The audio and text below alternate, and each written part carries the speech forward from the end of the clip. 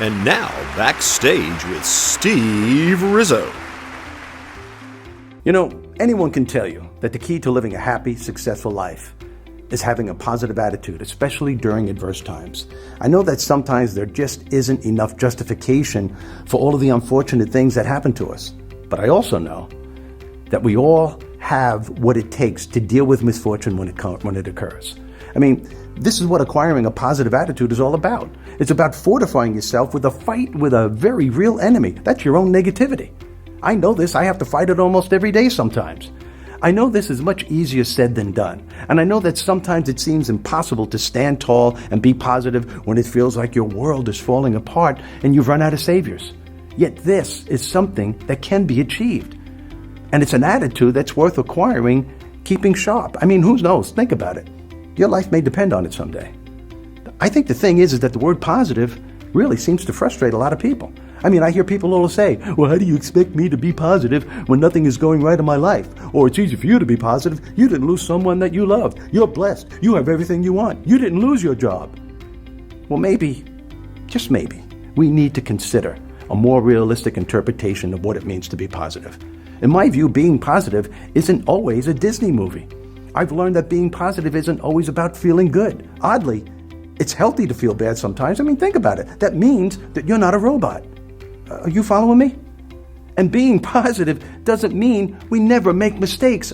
Really. I mean, true positivism is knowing that we learn from making these mistakes and we move forward with an optimism that we are better people and having made them richer and deeper and more resilient than before. Being positive doesn't mean that we should always smile and have a happy, jovial face, walking around laughing all the time. Give me a break. It's knowing that sometimes it's okay to cry. It's okay to mourn and to feel sad. You don't always have to be in control of your emotions. And sometimes, just sometimes, it's okay to be angry and lose your temper. Don't worry, your positivity license won't be evoked. Cut. Rizzo, please get this right. Seriously, like, how many takes are we gonna do? What was that, 10? 10 takes. Great. Please, help me out. I am trying to stay positive here. I am really trying, okay? Okay. Get it right. Okay. Last time. Okay.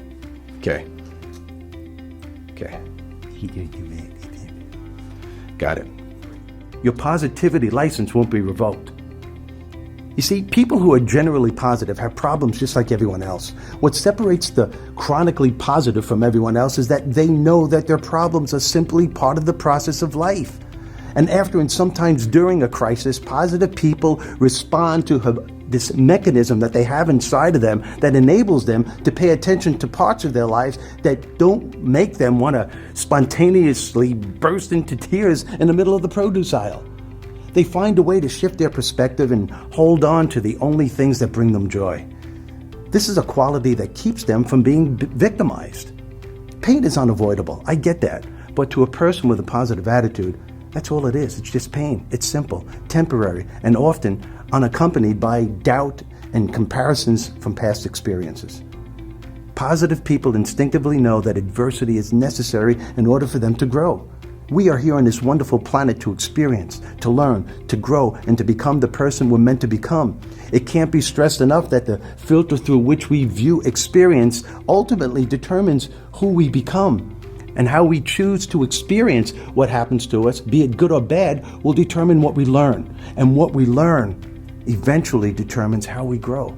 And this continued growth is what shapes who and what we become. If we can comprehend this, it will help free us from feeling victimized when times are tough.